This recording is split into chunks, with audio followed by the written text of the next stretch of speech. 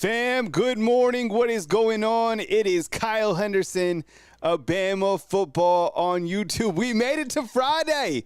What's going on? It is Friday. Let me know where you're watching from inside the comment box. Ephraim, what's going on, man? Good morning to you. Derek, tough as nails. Mr. Chop Chop. RDG 4242, Marcus Cottrell, man, stay relentless. Chris from New Jersey, Lisa, and Bama Mike, the first to attend today's show on Bama Football on YouTube. All right, what we are talking about today, and while I let the show get warmed up, we're talking about Coach Kalen DeBoer and just some appreciation for what he's been doing. You know, I always like to start out my shows with gratitude. You know, I'm excited to be here. I'm grateful for the opportunities that I have in front of me. And I'm really grateful for what Coach Kalen DeBoer is doing so far here at the University of Alabama. So I want to highlight that. Kalen DeBoer up here, man. Perfect timing for the show. We're also going to do a little bit of a film review on Kalen Russell, what I feel is a prized recruit in the class of 2025. Really, if you look back at it and you look back at the timeline, when Kalen Russell committed to Alabama, it started an avalanche of Alabama's class of 2025. I mean, who wouldn't want to link up with a quarterback talent like this? You see what I'm saying? And when you look to the future of Alabama's quarterback room, man, my goodness. So we're going to dive into that. Going to look at the transfer impact this season. The transfer portal is a part of the college football fabric. Transfers go out, transfers come in. We're going to look how some of the transfers, how they have fared in 3 games for the Alabama Crimson Tide. Yo, Matthew, you know what I like about Kalen, and I want to save for what I'm going to talk about in point 2, but man, 6'4", 190 pounds, the way he moves in the pocket, keeps his feet going, right? Big arm. I think the way that they can develop him going forward, I can't wait to see it. Talk a little bit more about Alabama and Georgia. You know, I started to think about it. Hey, Cruz, in with a fan funder. We appreciate you guys. Ways that you can support the show: become a fan funder, super chats, a simple thumbs up. You just being here and interacting in the show, we appreciate it. I'm gonna take some calls in the back end, but you know, when I look to Alabama and Georgia, and we start to kind of look at the college football early season Super Bowl, I started thinking about this, and I was talking about it yesterday. I really feel that this game is going to come down to Georgia's offense versus Alabama's defense. And I feel that Alabama's defense is better than Georgia's offense. And I'm curious to see Alabama's offense versus Georgia's defense. If Alabama has some quick strike drives, and I think if they can put points on the board early on, I think that Georgia is going to have trouble keeping up in this game. It was Mike from Austin who said that he feels Alabama is going to run away with this one. And I started to think about it, and I was like, man, you know, Georgia comes in this game 2.5-point favorite. I kind of feel that Alabama at home, first game for Coach Kalen DeBoer in the SEC, I wouldn't be surprised if Alabama really takes it to Georgia. Not just saying because they played it close with Kentucky, for a variety of reasons. As I started kind of dialing into it. And of course, look, Georgia is going to bring their best game in. Just my opinion. So we'll talk about that today on the show. Road Warrior is checking in. So is Patriot Life. Jamal Scott, what's up, man? I appreciate you being here. And Brandon, what's up, man? Could we get a roll tide? All right. So let's dive into our first point, which is just talking about Coach Kalen DeBoer. We'll go full screen on this. I appreciate you guys being here. Thank you so much for joining me on this fine Friday. Anybody going to a high school football game tonight? Raise your hand. I'm going to one. So tonight here in Tuscaloosa, Alabama, you got Northridge taking on Central. Each team comes into the match 3-1 on the season. It's a divisional game, a lot on the line. It's actually Northridge's first home game of the season, taking on Central. So I'm curious to see how that one turns out. I think it should be tight. So we'll see. I love high school football. You know, I owned a business that covered, it was NM Preps in New Mexico, and I covered high school football for 12 years. That's how I put food on the table. I would drive all around the state of New Mexico, doing basically the same thing I do now. I miss it. I love high school football. I used to coach high school football. I was a wide receivers coach. Yeah, I miss it. But all right, so let's talk about Coach Kalen DeBoer. right now in the early success. If you zoom out, I always like to zoom out on things on life, on, interesting topics. And when you zoom out on Coach Kalen DeBoer, let's just start from the very beginning, right? You go back. What's going on, Mario? I appreciate you being here, man. Thank you so much. All right. So when you go back and when Coach Kalen DeBoer first took over the program, okay, the first guy he gets is Ryan Williams. And I'm sure that you recently saw Ryan Williams talk about being at the 4th and 31 game, right? I saw I think it was Miss Anita on Twitter said, Ryan Williams was there to see Jermaine Burton catch the 4th and 31. I thought that was hilarious. Patriot Life's been a fan funder for 8 months. But you go back to that point in time. So even before Coach Kalen DeBoer, before we knew that Coach Saban was going to retire, Ryan Williams, I think he had a lot to choose from, right? Auburn, right? Take the bag. Alabama, of course, he's getting paid here too, but I think it was pretty much like 50-50. And then he was committed to Alabama. And honestly, if you go back, he was the first guy to decommit when Coach Saban announced his retirement. That was gut-wrenching. But even Coach Saban has talked about this. He said at least Ryan Williams gave Coach Kalen DeBoer the opportunity, right, to meet with him. And I guarantee you, Coach, the GM, Courtney Morgan, also met with him and kind of painted this picture of what they could do with a talent like Ryan Williams. So think about this. The very first guy he gets is Ryan Williams. Number one, in-state guy, right? Number two, 5-star and just a premier talent. That's the first guy. And you see what they've been able to do. Not only did they sell him something, they delivered it. And they continue to utilize his talents weekly. That's the first guy he got. Man. And those two up top, Courtney Morgan and Ryan Williams, they work together to continue to build out this class of 2025 because Ryan Williams is supposed to be a part of this class, which still blows my mind. Think about that. Man. Matthew, you're right. I mean, and that's the other thing too, is the building the personal brand that Alabama can do for these prospects that have just entered the program or on the national stage like Jalen Milroe. We saw him at CBS in the morning. We saw him on ESPN, right? So increasing the brand. So from the very jump, he brings on Ryan Williams. 5-star, gets everybody excited, but he's not only took him in, but he's been utilizing him from the jump. Along with that, Coach Kalen DeBoer had to build his staff, right? He brings in Courtney Morgan, and to us, now we know what the general manager position is, right? But before that, there was no general manager position here at the University of Alabama. Coach Kalen DeBoer and Greg Burns' job is to find somebody that can continue the standard of Alabama football, but can continue to take it to new heights. This general manager position, guess what? Now, everybody in college football is going to start having a general manager position, but not like Courtney Morgan. Like this guy, I mean, look, this was happening. USC wanted him this summer. They wanted him to be a part of the program. Alabama was able to come through, take care of him in this general manager position in terms of working with the recruits, working with the players. Man, it's been fantastic. And that was another home run. And you continue to see what Courtney Morgan does. You saw him on the podcast with the guys. Yeah, you like this, the script hoodies tight, right?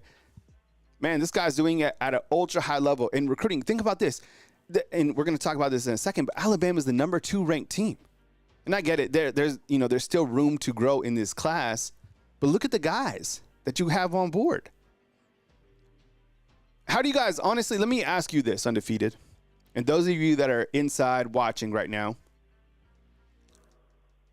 on a scale of 1 to 10, how would you feel, or how do you currently feel about Coach Kalen DeBoer's coaching staff? Include Courtney Morgan in there. Just right now, it's early. I get it. But how would you rank the staff? Grade it, rank it, whatever, on a scale of 1 to 10, with 10 being the highest. In North Alabama Storm Chaser, I'm going to talk about that too. That's wild. Patriot Life in with the super chat, man. I appreciate it, man. Thank you so much. Yeah, absolutely, man. Love it. Thank you so much for your continued support, man. Thank you. 10, see? And look, honestly, you guys always give such good feedback in the comment box. If it was a 6, you guys would say 6. If it was a 10, So, like, I have to think, and it's just not only like this is better than what we had before. No. It's not. It's nothing like that. Like, what we are seeing right now, and we're getting a full look at the coaches because you can hear these coaches talk after practice. You can hear their mindset, their mentality, the way that they approach the game, the way that they coach up their players, right?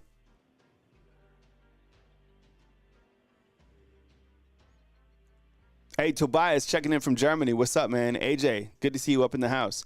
Yeah, I mean, the marks for this coaching staff are really high, right? And it doesn't take long for things to, go south. But in terms of what the data that we have up to this point in time, since these guys were all put together, let's say, in, I don't know, February or March, I mean, it's been really impressive. I mean, if this is a preview of what's to come, man, let's continue it. And you will probably, just like under Coach Saban, you will have guys go on to other programs. How could you not? We got a guy like Mo Lindquist, coaching the DBs. That guy's a college football coach. Kane Womack's going to be a highly sought after name, and it's going to be up to Coach Kalen DeBoer to continue to fill in guys to replace those guys in the future. Skip, what's up, man? But you bring up a really good point. As talented as Kevin Steele was, compare Kevin Steele to Kane Womack, right? Compare Tommy Rees to Nick Sheridan. But I do think the offense is completely ran by this guy. Jamarcus Shepard, my goodness. That guy's going to be hard to keep as well. You look at the way that Coach Kalen DeBoer has also utilized the transfer portal, and I'm going to show you some graphics talking about how the transfers have fared this year so far. He came in and used the brand to get players that Alabama needed. You needed a kicker. He brings in the Lou Groza Award, right? You needed a center. He brings in Parker Brailsford. You look at the different elements that he was able to bring in. I mean, LT Overton's another one. You got some quality guys that he was able to work inside the transfer portal. I mean, he got back Caden Proctor. Caden Proctor is a transfer back to Alabama, as weird as it sounds. He's a transfer. And then how about recruiting? We know the prospects that are coming in next weekend. They might have to ride in Tuscaloosa in a canoe because of that huge storm that's coming. Have you seen this storm that's supposed to, like, these models? I'm sure you've seen it. There could be like a hurricane of some sort, like coming through, and the rain is like 81 to 85. That's one thing. It never rained on Coach Saban. This game, hey, Lisa in with the 1999 Super Chat. Appreciate you. Thank you so much. Who's seen this forecast? North Alabama, you brought it to my attention. Yo, it could absolutely be soaking wet next Saturday. I'm telling you, look it up and look at the projected models. That'll be something that we continue to track. Follow James Spann. But Coach Kalen DeBoer is also winning in the recruiting realm. Cordy Morgan's working it. Think about their class. They're number 2. I've asked you this before. Did you expect recruiting to be number 2 right now at this point in time? Well, a lot of you guys didn't feel that it would drop off. I didn't feel that it was drop off. But, man, the guys that they're reeling in, you win this game, you beat Georgia, and you beat them handedly. Look, the amount of attention that Alabama will get from beating Georgia will be bigger than anything else in college football. It's the biggest game that's happened so far. You probably get Justice Terry to commit soon after that game. There's a lot of ramifications recruiting-wise that'll happen following this game.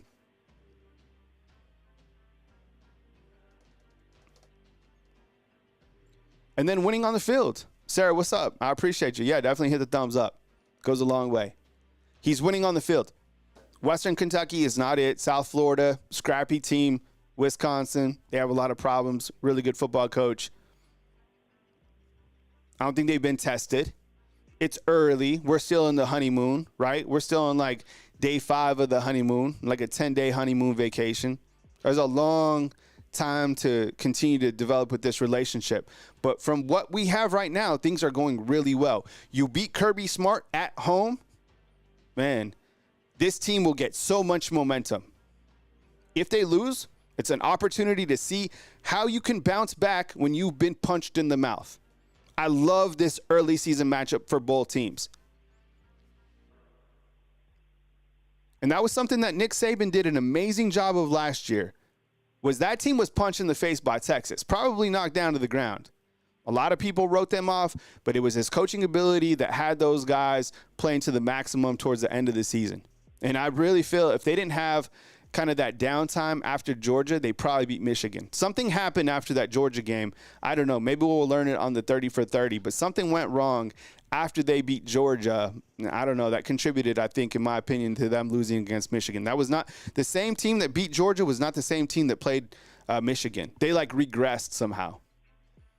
It's hard, man. It's hard to continue to coach at this level throughout the gauntlet of a season. Nobody in college football has gone through this grind of the college football season like we're about to see. 16 games to win the national title. Are you kidding me? All right. So Coach Kalen DeBoer absolutely crushing it. All right, when we talk about recruiting and the guys that are coming in town, I have a graphic that kind of shows, the big picture of some of the marquee guys that'll be in town. I'll show that later on the show. But one of the guys that is really spearheading this class is Kalen Russell. And the quarterback is always going to be talked about. But in this particular case, I think early on, people were kind of debating if he was a 4 or 5-star. The dude is a 5-star. Looked at his, highlights before. He goes out and he wins the Elite 11, right? All the top quarterbacks in high school, right? He comes away with the award. He wins a rival award. I think he even won the On3 award. He's 6'4", 190 pounds. And once he committed in June, it created an avalanche of a ton of guys to start committing to Alabama. I mean, this class is absolutely loaded. Right? Is it the best class ever? I don't think so. I mean, and it's always hard to talk about the class. Like, how good do they rank right now? And then how did they perform here at Alabama? It's too hypothetical to think about those things. The fact of the matter is this guy is an absolute baller. Let's go to the full screen monitor and watch this guy in action. This is after, just a few games. But a few things that really stand out to me is the fact that he moves really well in the pocket, keeps his eyes downfield, and has an absolute cannon of an arm. I think with Kalen Russell, his ceiling is ultra high. Like, I think that with Coach Kalen, look at his running ability too. Man, 6'4", 190 pounds. This guy can absolutely move, but he works the field. There's your little short intermediate pass if you want to see it, right? But when you watch his highlight tape, I've seen countless times where he's able to deliver a deep ball, where he's able to find open wide receivers. He's playing in Texas. The talent is very good. I like the way that he moves around the pocket, to be honest. So I think when you look to the future of Alabama's quarterback position, man, and you know what? You look at the quarterbacks next year on board, Ty Simpson, right? He's going to be the front runner to be the starter, and rightfully so. You have Dylan Lonergan. You have Austin Mack, who looked pretty good as well. And you have Kalen Russell coming in, right? There's only one player that can be the quarterback, and I think this guy creates a lot of competition from the jump. Now, I don't know. I think starting as a freshman at quarterback is ultra hard to do. Can he do it? Maybe. Ty Simpson's going to be pretty tough to beat out. Dylan Lonergan's going to have his say. Austin Mack will continue to develop. I thought Austin Mack looked really good this fall camp. I mean, he's the 4th string quarterback at this point in time. But I think when you're a wide receiver, if you're Caleb Cunningham, if you're Ryan Williams, right, even here on staff, if you're Latsier Brooks, I mean, any of the wide receivers, you got to be elated about a talent like this coming on board. This guy, I'm serious. This guy is a absolute 5-star talent that's a slam dunk in every way. Look at how he moves in the pocket right here. He's a playmaker. Really good kid as well. So that lineage of these leaders at the quarterback position is not going anywhere. Keelan Russell right there with the RPO, getting it out to a wide receiver, getting to the outside. So, yeah, I like what I see from him, to be honest. It's really good to have a quarterback like that on board in the class. And you win this game against Georgia, man, more good things are going to happen. Look, nobody has signed papers yet to enroll at any school. You lose a couple games, you are not the cool school anymore. For example, let's just zoom out. And I haven't really paid attention to how many prospects have decommitted, for example, from Florida State. But before the season, let's be honest, Florida State, after their season of, winning 13 games, they go into this year, a lot of momentum. Hey, this is a program that's on the rise. You start losing recruits. You're not the cool school anymore because you start looking at social media. You start reading and watching ESPN, right? And understanding that program's trajectory is not where you want to go. That's why it's so impressive that Coach Kalen DeBoer continues to, win in really all phases. Another area that he won was the transfer portal. And here's just kind of a snapshot of the players that have made an impact that are currently transfers. Or that were transfers, right, coming into the season. There's more transfers that have played. But I just listed some of the top guys that have come in. Jeremy Bernard at wide receiver, right, came from Washington.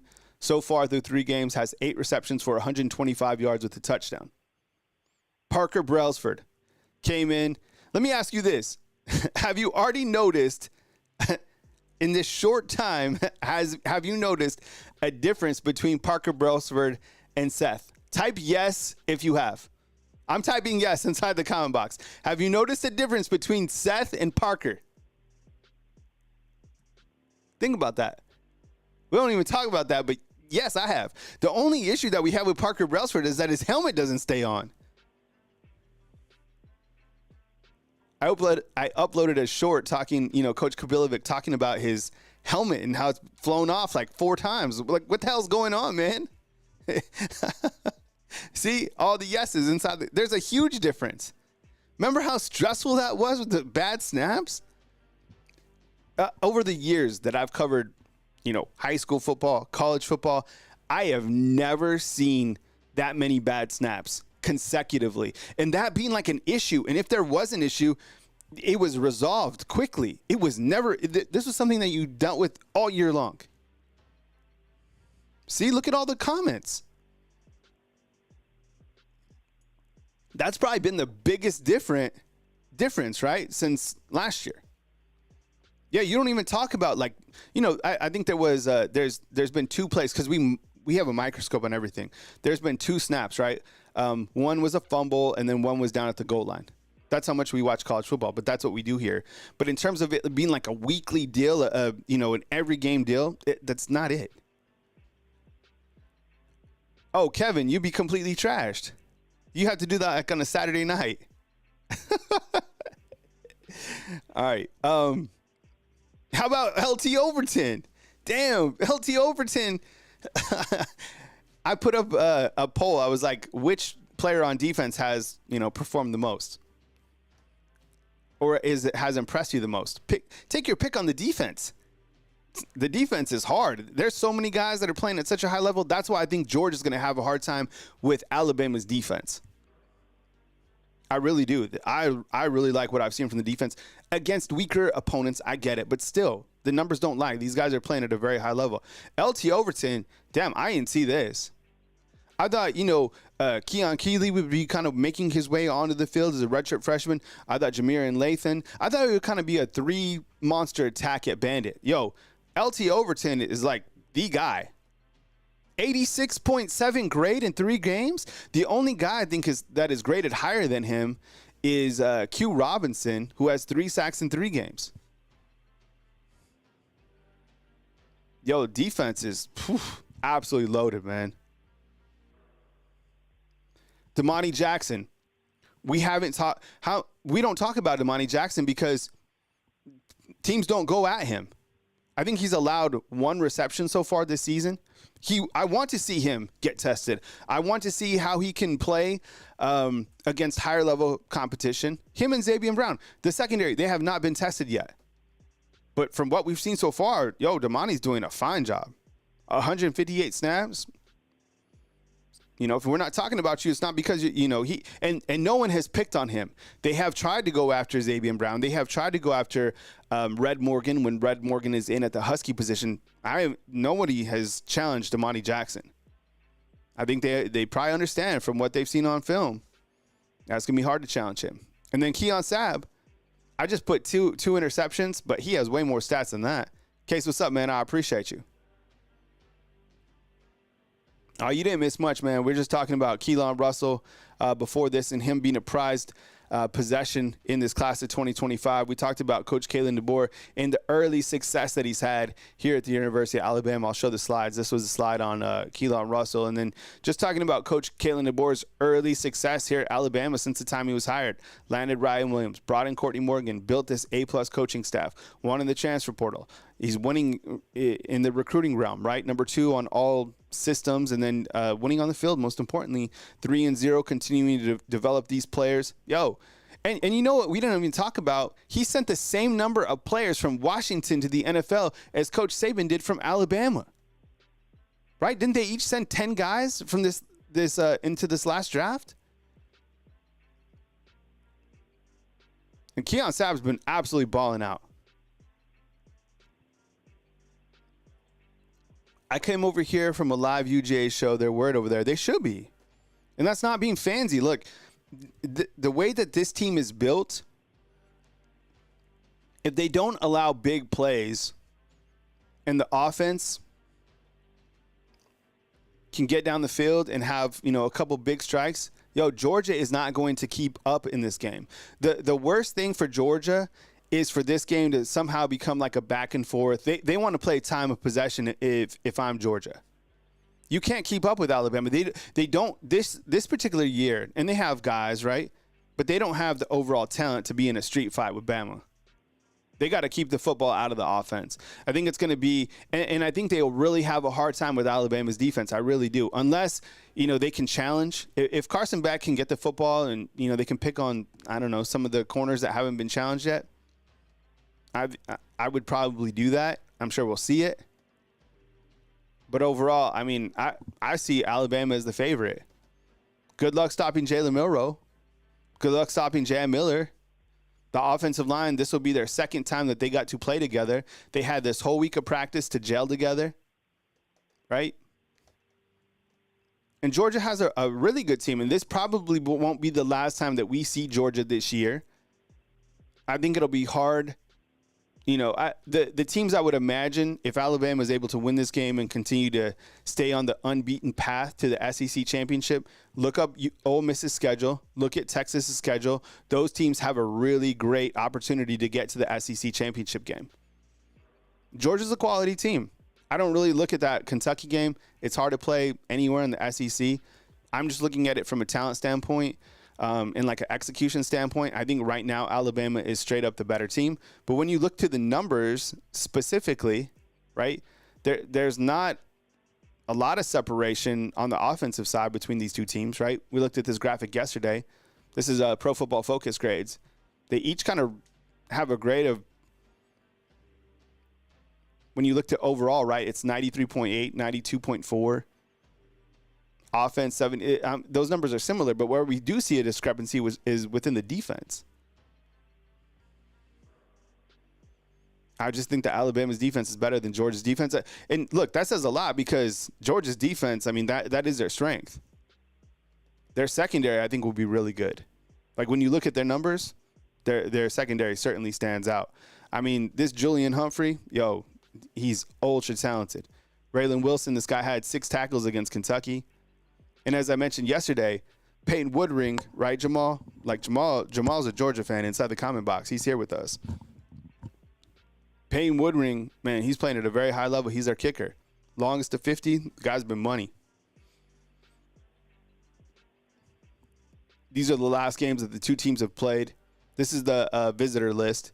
as I was mentioning earlier, there's so much at stake because all eyes will be on this game. And this is just a snapshot. I encourage you, if you're out there and you go to your recruiting sites, they have the long extended list of all the guys that are coming. There's probably going to be like, I don't know, 40 guys. But look at just this talent that's coming in. Specifically, I'm looking at, Ivan Taylor. I think he could certainly flip. I mean, the way that things are trending with Michigan, too, right now, I wouldn't be surprised if USC beats Michigan this weekend, right? I think we talked about this on, Monday. I think most of us were picking USC in that game. And then Justice Terry, man, I think he's just waiting to, kick back and see what's the trajectory of this team, of Alabama. What's his defense bring to the table? I have to say, he looks pretty good right there in the crimson. Gelada, what's up, man? See you inside the comment box. Yeah, Michigan, it's not, yeah. Jim Harbaugh bounced out quickly, right? That was not it. Here's the injury report going into this game. I think, look, Cole Adams probably still, week to week, but I think things are positive with him. I don't, we'll have another opportunity here from Coach Kalen DeBoer on Monday. It said it was a positive update. Let me ask you this. Do you think that Quay plays for this game against Georgia? I kind of feel that he's not going to. I don't know. I don't feel that he plays in this game. Malachi will play, and I don't know about Richard Young.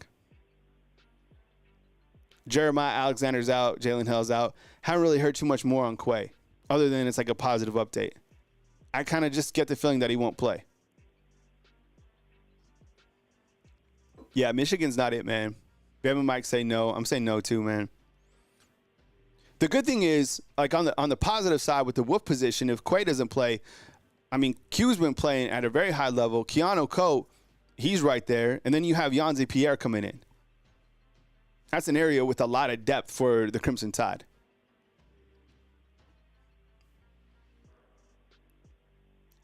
Here's a look at the list of games that we're watching. I guess we're watching this Colorado and Baylor game, right? We didn't add that to the board. But these are some of the games that we'll be watching tomorrow. USC at Michigan, taking USC in that one. LSU, I think, will come out on top against UCLA. And these are kind of like, they're like in-season bowl games, kind of, right? Like USC and Michigan, that used to be like a Rose Bowl game. Now you're getting it like in the season. You got Tennessee and Oklahoma in a big one that everybody's watching. You got Miami taking on South Florida. You got Utah taking on Oklahoma State. I'm excited about that one. And then you got Cal taking on Florida State. Oof. Man, I can't even imagine if Cal beats Florida State. All right. One thing I wanted to ask you about, okay? And one thing that I was thinking about, back to Coach Kalen DeBoer. So I think during Coach Saban's time, and as he continued throughout his career, he really put up a barrier and a hard boundary towards that he's not going anywhere else. I think there was that one time that, Texas felt kind of excited that he might entertain that, and someone said Miss Terry was looking for houses in Austin. But he was never going to the NFL. And then it pretty much got to the point that he was never going anywhere else, and he was just going to retire from Alabama, right?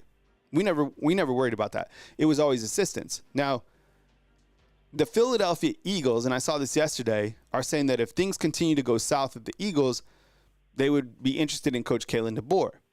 And I was thinking, he just got here. But Alabama fans haven't had to worry about their head football coach leaving. Now, with Coach Kalen DeBoer, I don't even think he's 50 years old. I haven't heard on one of his interviews if he has aspirations to go to the NFL. The NFL probably right now is a better place to coach than college. With that said, if you don't have success in the NFL, they'll fire you like that. College football is challenging right now with all the moving parameters. I don't know if Coach Kalen DeBoer would go to the NFL, but I think that he'll have other places calling him to get interviews. I really do. I think it's just he's that talented. There you go. Yeah, he'll be 50 in October. Okay. Wow, that's crazy. Coach Saban's birthday is in October too, on the 31st. They live in the same neighborhood. Coach Kalen DeBoer bought a house just to buy Coach Saban.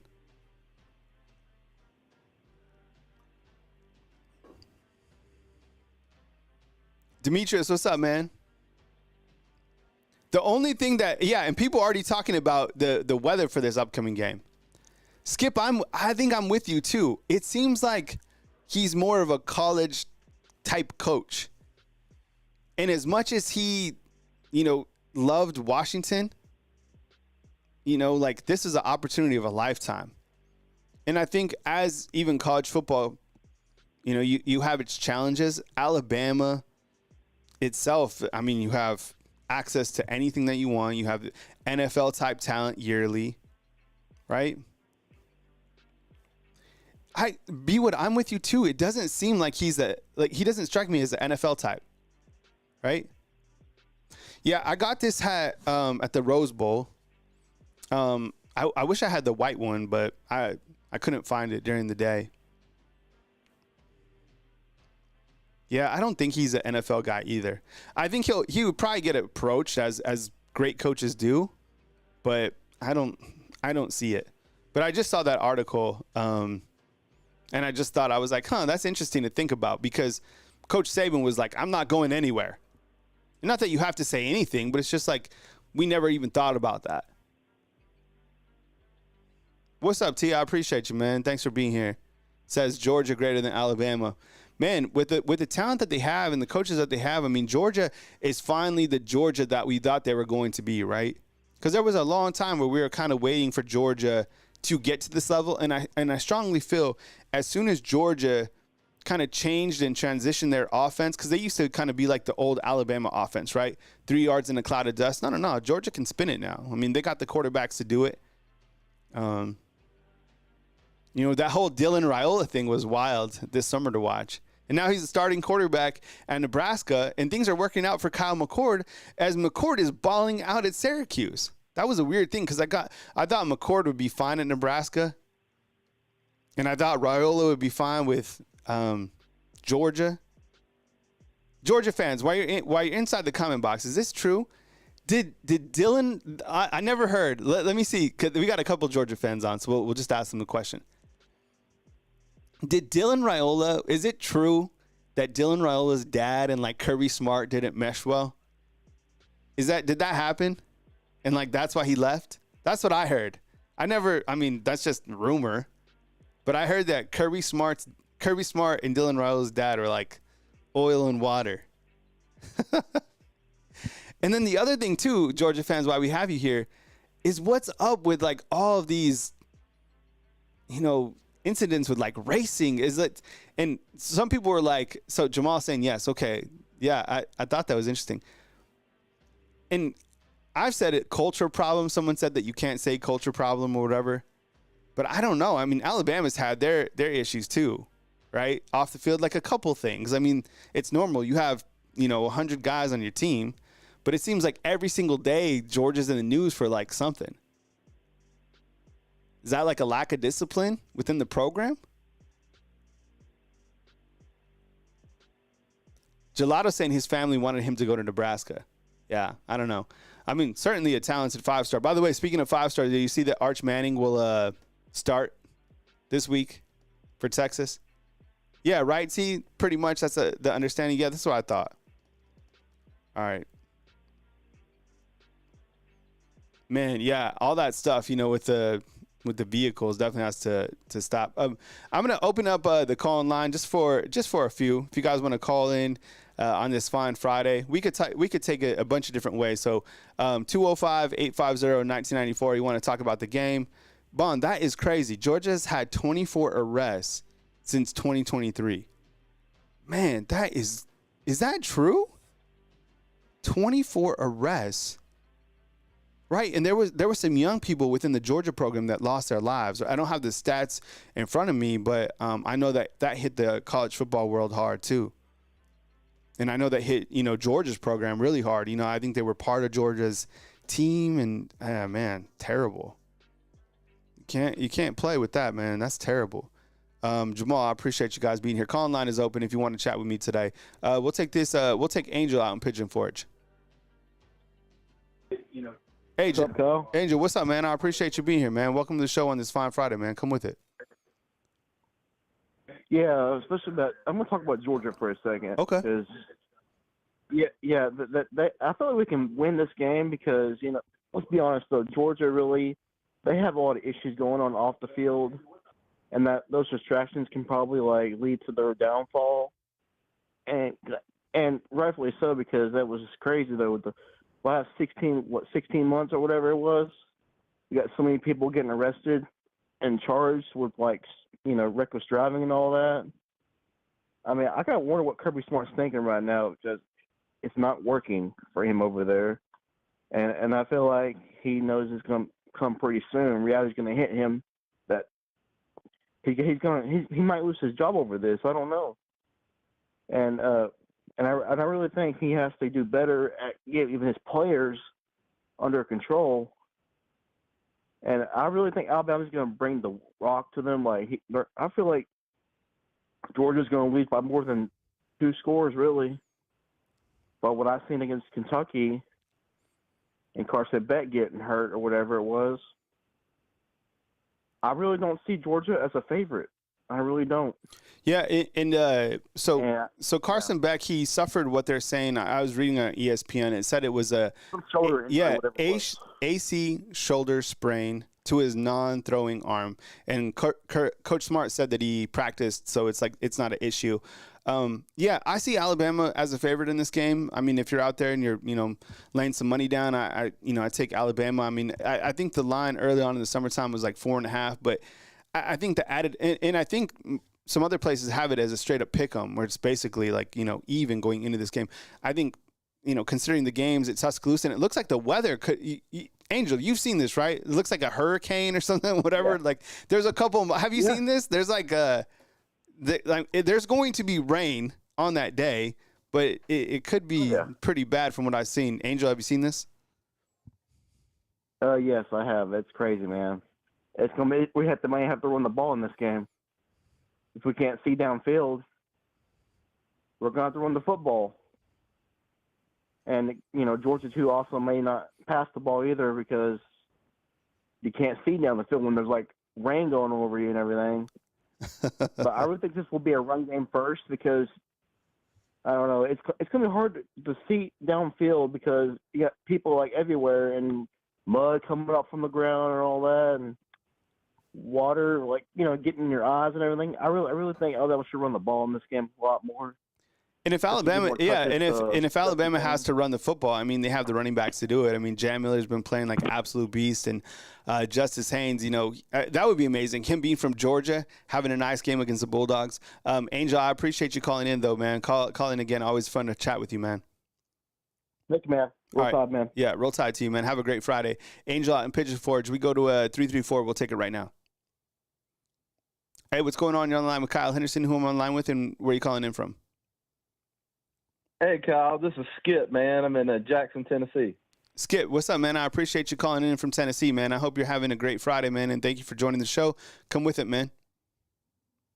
Yeah, man. When was the last time Alabama was a home underdog? Was it 2007 LSU? I think so, yeah. I'm not really sure about that. I mean, because that LSU team, I mean, man, when they came in, they were slicing people up.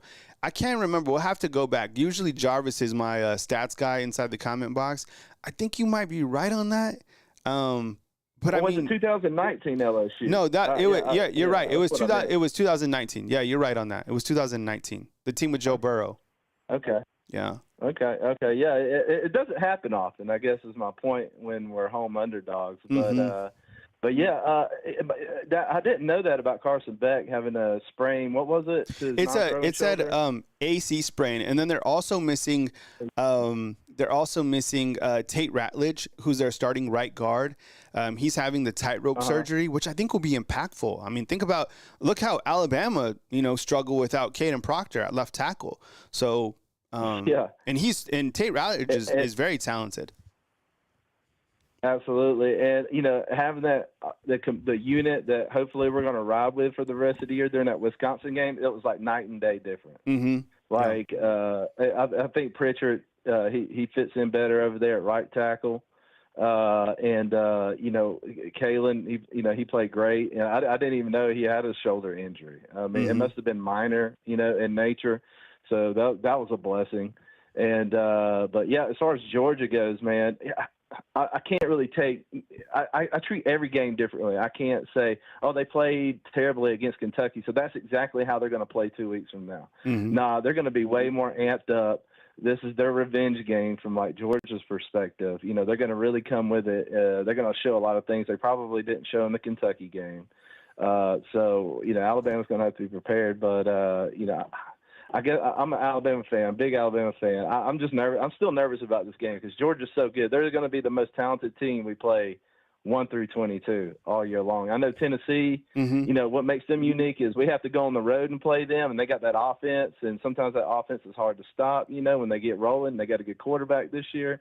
But talent-wise, 1 through 22, Georgia's going to be the best team we play in the regular season. And I get a little nervous when we play teams that are just as or more talented than we are. But I think Milroe, this is his game to really take hold of the Heisman race too. If he comes out, has a great game, and helps Alabama win the game, he's number one in the Heisman race. I don't really see anybody else that will be able to chase him if he continues to play and Alabama continues to win. But, man, with this schedule, I really don't see Alabama going undefeated. It's a gauntlet, dude, like you were saying, dude. It's just ridiculous. I mean, dude, have you seen Mississippi State's schedule this year with all that's going on with them? It's brutal, dude. I feel bad for those kids in Starkville. And the hardest schedule is Florida, and Missouri has a pretty tough schedule too. Yeah. The teams that don't have a hard schedule, Ohio State, their schedule's soft. Ole Miss's schedule's light. Oregon's schedule is not that challenging either. So, and I think I just heard Nebraska's coach yesterday saying because they play so many games on the road that the Big 12. How did he phrase it? That I think their conference should get more teams in come playoff time because they're playing more games on the road. Like, dude, you have to win games, period. But Florida, Billy Napier is certainly just a couple games away from being let go. And then I saw that Dan Mullen was talking about Lane Kiffin. I think that's scary, thinking about Lane Kiffin at Florida. But Lane Kiffin would be scary anywhere he goes, right? Especially now in kind of this more mature state he is.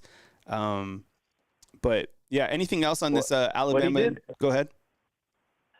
No, I'm sorry, man. Great points there. And, as far as Georgia goes, one thing that was noticeable to me with Georgia's offense this year, it seems like to me, I mean, they have, like, one really good wide receiver, but he's not like, oh, my God, this guy's going to be a first-round draft pick when he's ready. So they don't have, like, that true wide receiver one-star who could be a top 15 NFL draft pick. I don't think they have that this year. They don't have Brock Bowers to kind of bail them out at times like they had last year. You know what I'm saying? Like the Auburn game, that was a perfect example of Brock Bowers bailing out Georgia. Yes. Right? So, and it showed in the SEC championship game because Brock Bowers was hurt and kind of injured in that game, and he was not playing up to his standard, and that really affected Georgia's offense because it really centered around him for the most part. You know what I'm saying? So I think Georgia's offense this year is just trying to find new playmakers, and they don't really have it figured out yet. And I think if they go into Alabama, and they're still trying to figure some things out as far as who their playmakers are, who the guys they really want to base their offense around, it could get a little dicey. I think it could be. It's definitely going to be a close game, but I definitely see Alabama win it. And I think Jalen Milroe is going to be the difference. And after the game, hopefully he'll be in contention for the Heisman. And I see positive things for Kalen DeBoer. And this guy, you talk about the guy real quick. One more thing on the way out. Kalen DeBoer. If you think about his career in the NFL, his trajectory, he's always been going to programs where he's had to rebuild, where he's had to work with just what he had and stuff like that. Like, going back to Fresno State, Indiana, all the way back to his NAIA days.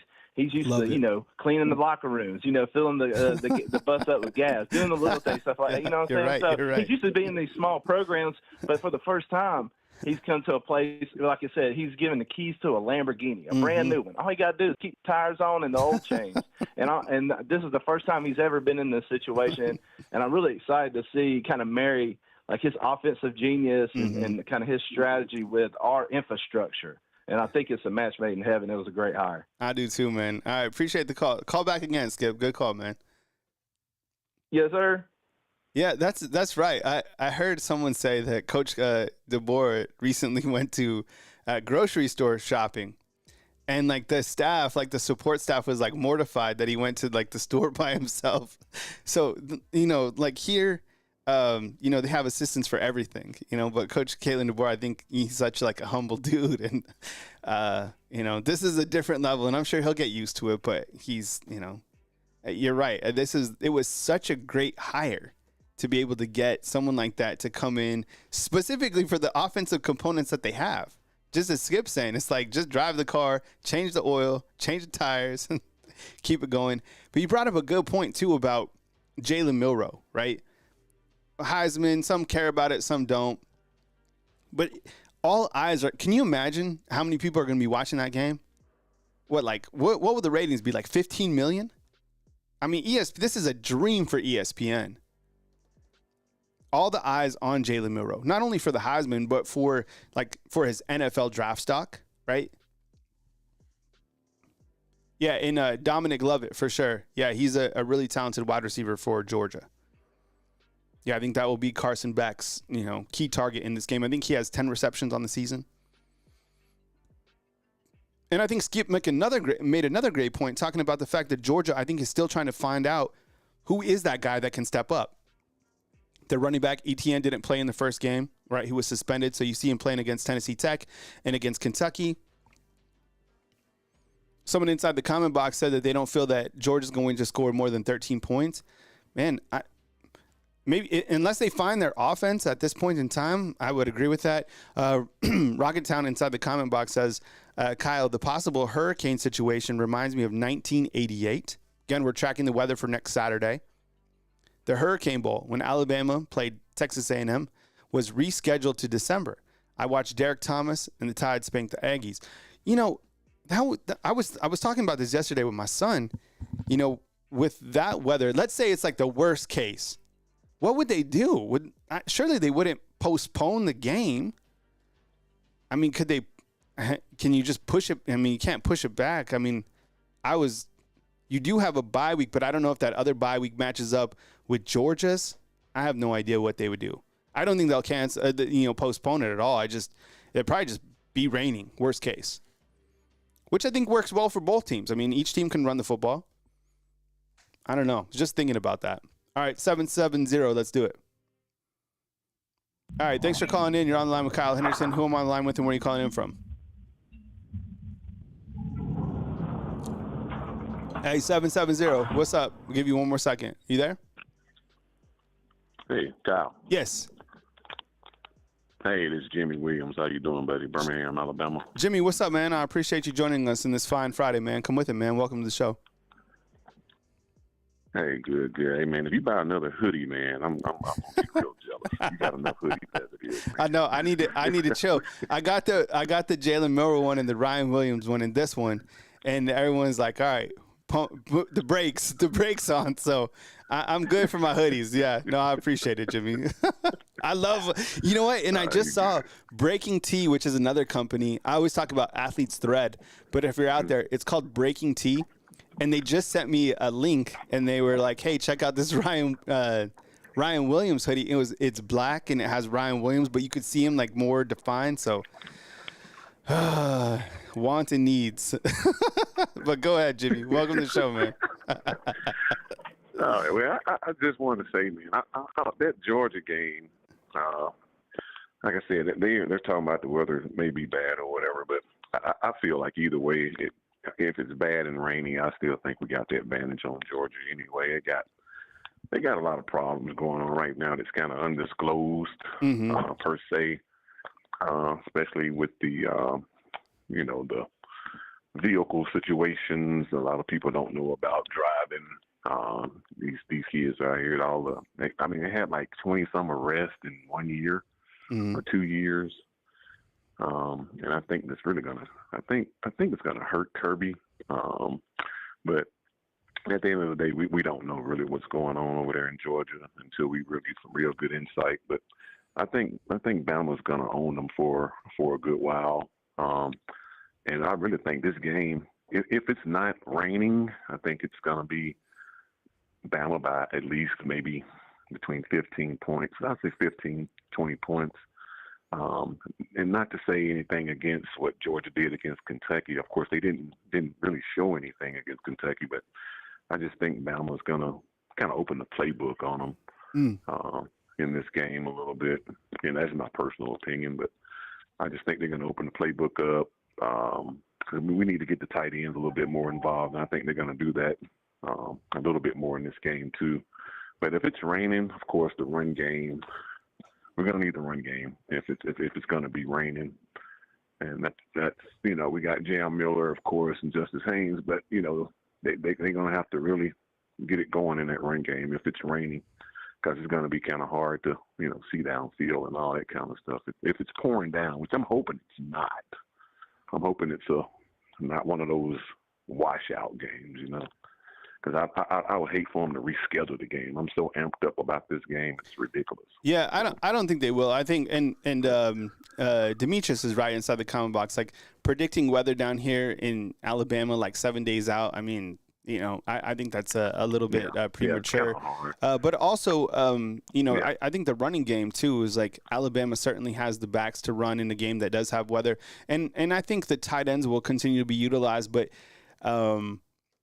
Josh Cuevas, that was a really nice play design, how you had two tight ends and one of the tight ends kind of took the inner route, kind of like a long kind of seam up the middle, and then it left Josh Cuevas wide open for Jalen Milroe to hit for a score. But I think you're right. Everybody has had September 28th circled probably for a couple years now. Once that game was announced that they would be playing on the 28th, I mean, this is it.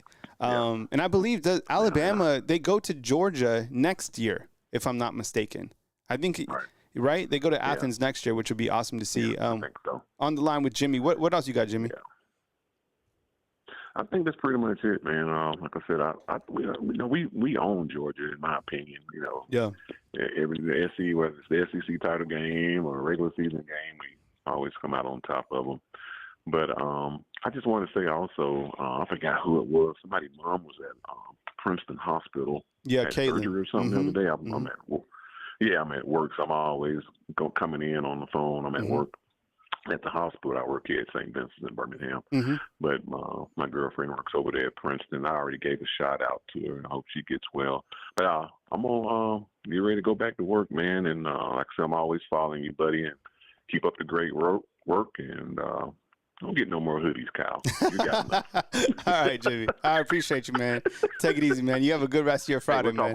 All right, man. Take it easy. Hey, keep up doing the great work. All right, man. Take it easy. That's Jimmy calling to us from Birmingham. Appreciate the call. Yeah, I know the hoodies, man. I see a good hoodie. I can't stop.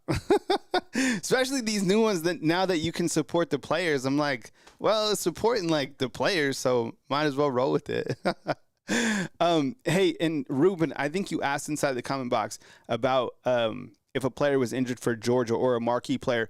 Tate Ratledge, familiar name, right? Back in the recruiting days, the right tackle, he's starting. He's out of this game with an ankle. He's supposed to have, I think, tightrope surgery. He probably already had it, I would imagine. All right, we'll go back to the phone lines on this fine Friday. We got 832. I think it's free Mike. Mike, what's up, man? Hello, Kyle. Yes, it's free Mike. Thanks for taking my call. Sometimes I feel you're my only friend, man. So thanks for having me on, Kyle. Hey, that's cool with me, man. Yeah, no, it's all good. I appreciate you calling in. Mike in Austin has joined the show. What's up, man? Take it away. Welcome on in, of course. Well, Kyle, I think that Jalen Milroe is a better quarterback than Carson Beck. Jalen Milroe has progressed tremendously since we got rid of we got a new system in. We got rid of Reese. We got a new system in. Jalen Milroe is a better quarterback than Carson Beck. Let me ask you this question, World and Bama football and Kyle. Let me ask you this question: If you needed an offensive touchdown, if it was 1 minute left in the game and you needed a 60-yard, a 70-yard drive to win the ball game, who would you rather have, Jalen Milroe or Carson Beck? Ooh, I'd rather have Jalen Milroe. As we stand right now, Jalen Milroe is a better better quarterback than Carson Beck. That's where we stand right now. And with that being said, Kyle, the stats you just put up on the screen right there, the stats you just put up, all our players have better stats. Jalen Milroe's got better stats than Beck. Our running back has better stats than their running back. Our freshman wide receiver has better stats than their wide receiver. Our linebackers have more tackles than theirs. And the better stat is, Kyle, yeah, they beat Kentucky 13-10, 13-12. They beat Kentucky, LOL. They bring that crap to Tuscaloosa, they're going to get beat 40-3. That's my opinion on that, Kyle. But back to the original point. Milroe's a better quarterback than Carson Beck. I'll take Jalen Milroe any day right now, Kyle. What do you think about that one? You know, I like a quarterback that has versatility, and I think when the game is on the line, I mean, you could be like, well, does Jalen Milroe have it? Well, yeah. I mean, I think if you look back to, and I know last year doesn't mean this year, but sometimes like we've seen what players are able to do in big time situations, right? 4th and 31, games on the line. Yo, that was like the throw of the college football century, right? To Jermaine Burton. Anita on Twitter came up with that, not me. And then, right, Jermaine Burton caught that pass. And then you look at what he was able to do, Jalen Milroe, against Georgia last year in the fourth quarter.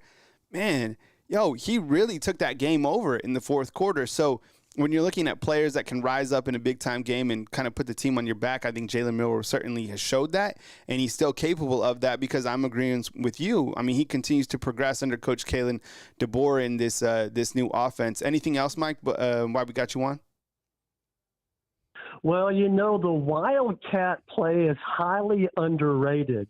And you know what that is, right? Basically, it's the quarterback tucks and run. Yeah. I think that's one of our plays right now, the Wildcat. And what it does, it opens up another blocker, and I think that's – but anyway, so you got a quarterback like Jalen Milroe, absolutely put the Wildcat in there, especially when you needed a first down.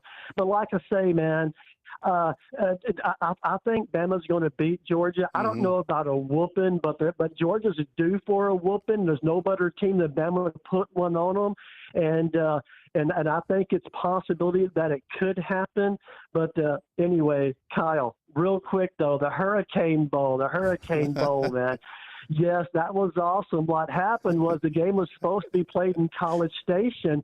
Then there was a hurricane that was going to hit, so the game got rescheduled. So then Texas A&M was saying, oh, well, Bama was afraid to play us.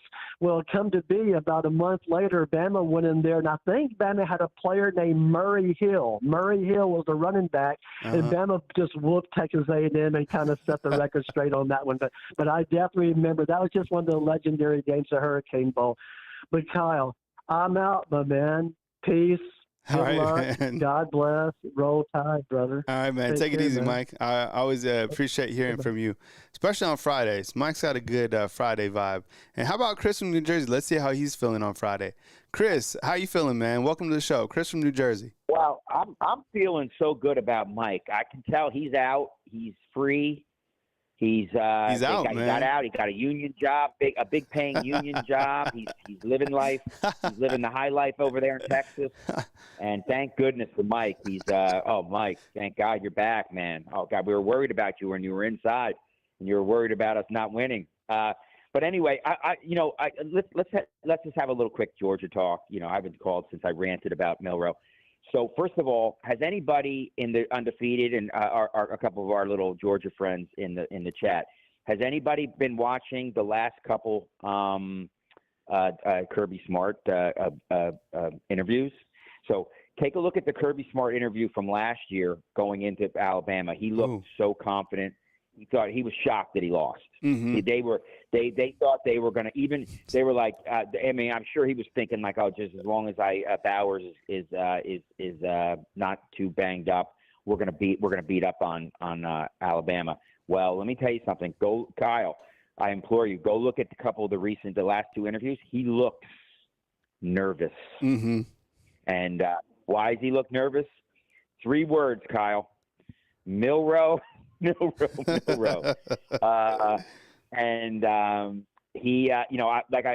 it rains, Bama gives Georgia a beatdown. If it doesn't rain, Bama gives Georgia a beatdown. They looked horrible. They don't have that. They don't have the skill players that they had last year. I agree with everybody's talking about Carson Beck, but let me tell you something. What happened when Carson Beck gets banged around? He doesn't like it. It's not like what's his name? Who was the guy the quarterback, the 30-year-old quarterback that won the 2 national championships? He would get hit and he would come back stronger and stronger and stronger. That's not Carson Beck. Mm-hmm. But I wanted to say this. A couple callers ago that mentioned they've got some deep issues in the underbelly of Georgia, and there's all those arrests and the suspensions. And let me tell you something: they're not going to come into Alabama. They're nervous, and nervous is not good coming into a game like this. And I think that Kalen DeBoer and they've been working on a game plan for like months. Stop it, Kyle. Come on. And they're going to let out the playbook. The offensive line is whole. And now they do have some good defensive backs. So that's why I said if it's raining and you're going to go to the ground game, they don't have the defensive line that they've had. That's why when they were number 1 preseason, I was like, that's not a good number. And I see them, they're talking about, our schedule. I see them having 3 losses. And real quick, Michigan is about the 6th best team in the Big Ten, and they're going to lose the USC. So, but Georgia is going to get a beatdown, and I'm pumped. So, what are you doing a watch party tomorrow for any games, Kyle? I don't know. I was kind of thinking about it. Depending on how the college football mood shakes out. I'm down for a couple meltdowns. I'll be hanging out here, so I got some tasks that I definitely want to work on. It's hard for me just to like sit down and like not do. I love to do like what I do, so I don't know. We'll kind of play it by ear. Maybe a little college football red zone. How about that? But, yeah. I love that. I think that your point about Michigan being where they're at, I would agree with that. I don't know where they are in the Big Ten. They're certainly not at the top like they were last year. So I'm definitely watching USC and Michigan. Like I said, I have Michigan in my top 10 or USC in my top 10. I guess we'll have to see how they do. And the more that I get closer to I don't know if I'm starting to drink like a lot of the Kool-Aid, but I'm starting to think that Alabama gets past Georgia by a couple touchdowns myself. Yeah, so I don't know. Like I'm starting to. You guys are starting to get into my brain. But the more I look like on paper, and just like you said, like you look at this game, I feel that Alabama has a strong edge in this game, and I think like listening to Kirby Smart, and we have a couple Georgia fans listening as well. There was a press conference, I think even before the season, where he was like, I can't remember what it was. I'll have to go back and find it. He was making preseason excuses. Yes, that was it. Remember, he was like, it's hard to compete at this level. Or something. He was saying something. I can't remember. I'll find it. And then and I think he's been prepping for this game for a while now. I mean, how could you not? But they know what's coming with Jalen Milroe. So anyways, but I appreciate you calling in, Chris. Thank you so much, bro. Talk to you, Kyle. All right, man. See ya. Chris from New Jersey. We go, I think we got, let's get, the 609's up. Hey, what's going on? You're online with Kyle Henderson. Who am I online with? Where are you calling in from?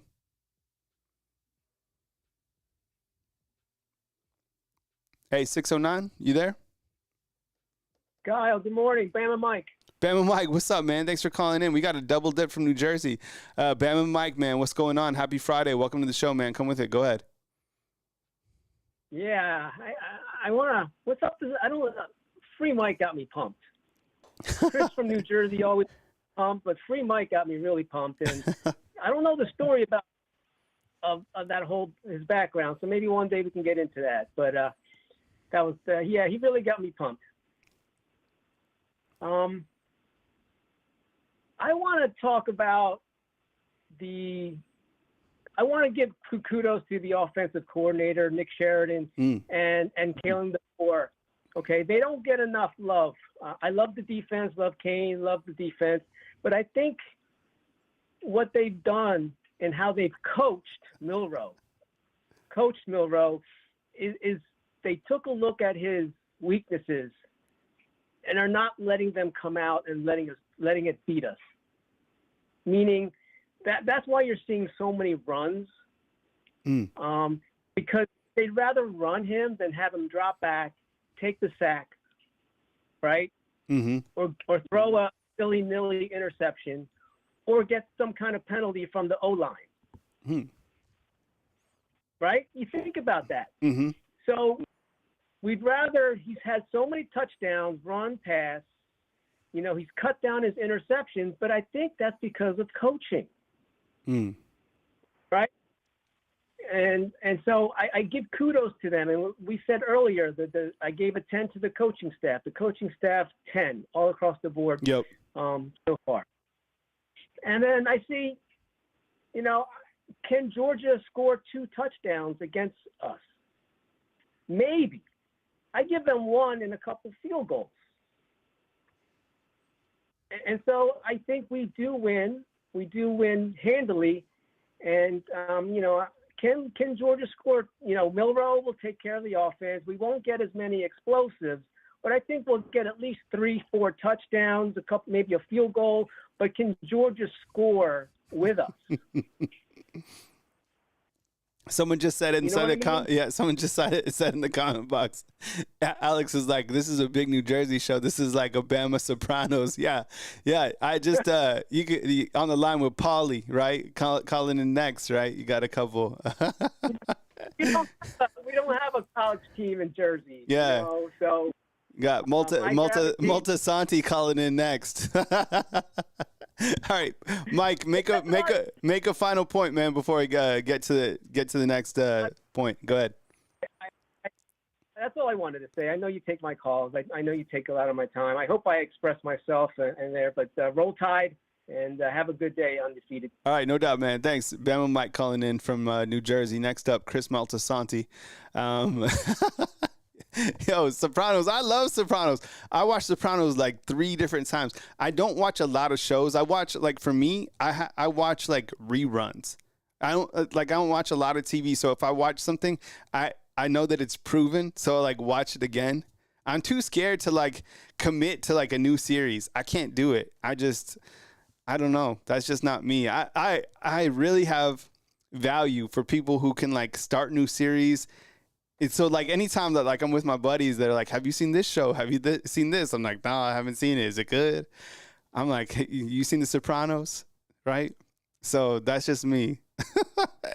Yo, fam, but I appreciate you guys so much. Thank you for joining me today on this fine Friday. My name is Kyle Henderson of Bama Football on YouTube if you're new to the channel. We're also on Spotify, Apple Podcasts. We got a really active Facebook channel. Get in there. You got TikTok. You got X. On Instagram, it's just Mr. Kyle Henderson. It's like workouts, stuff for my kids, just like personal stuff. But I appreciate you guys being here and hanging out with me on Friday. We got some really good college football this weekend. And, you know, it's just I love the gratitude of you guys just being here so much. So thank you very much for giving me some time today on this beautiful Friday. Go out, enjoy your day, let your hair down, be good people. And thoughts and prayers for everybody that might be going through a little bit of something. You know, yesterday, Caitlin said that her mom, you know, was in the hospital. So thoughts and prayers for her as we continue to round out this Friday. One more time, Kyle Henderson from Tuscaloosa, Alabama. I appreciate you guys. As news happens, I got you covered right here on Bama Football on YouTube. Thank you, fam. I love you guys, and I'll see you guys inside the comment box. Coming up soon. The close of this has been terrible. All right, let me do it one more time. Whew. All right, this is Kyle Henderson of Bama Football on YouTube. I appreciate you guys being here one more time, coming to you from beautiful Tuscaloosa, Alabama.